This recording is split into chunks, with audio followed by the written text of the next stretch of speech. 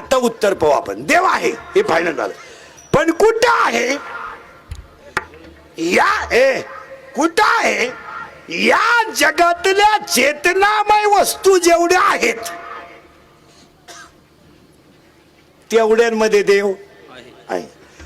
गायीमध्ये चैतन्य आहे, म्हशीमध्ये चैतन्य आहे, तुमच्या माझ्यामध्ये चैतन्य आहे.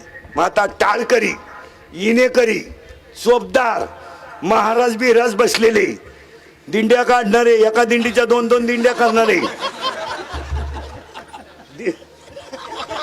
हा ना, आता उद्या परवा निघतील. चलो हा त्रिमग एखाद्या नुसतं म्हणलं टाळ नीट वाजव, मला म्हणलं तू, दिंडी गेली उडत.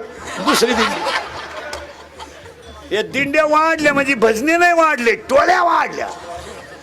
अजून 4-5 वर्षानं ह्या दिंड्यावाल्यांवर इतके वाईट दिवस येणार आहे.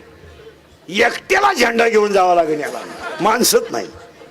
एक तर दिंडीत जाणाऱ्यांची संख्या पहिल्यापेक्षा कमी झाली, आणि दिंड्यांच्या टोळ्या मोकार झाल्या. भजने वाढले नाही, पार्ट्या वाढल्या.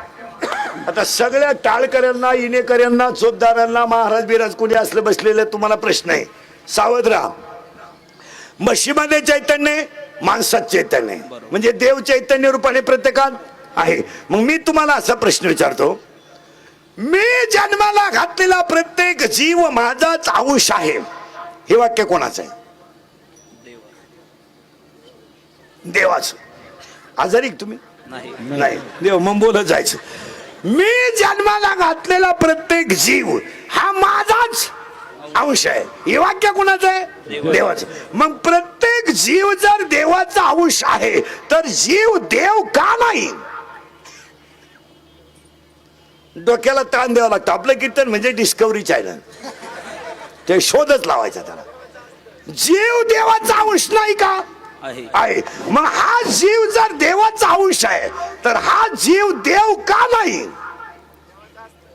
करेक्ट. ऐका, का नाही? हा देवाचा अंश आहे, पण हा जीव देव का नाही? तर ह्या जीवाला मी देव आहे याचं ज्ञान नाही. मी देव आहे, देव तुम्ही, मी जर देव असतो कशाला दुधात पाणी घालीन? नवीन व्हिडिओ पाहण्यासाठी आपल्या चॅनलला आता सबस्क्राईब करा, लाईक करा. रामकृष्ण हरी मंडळी.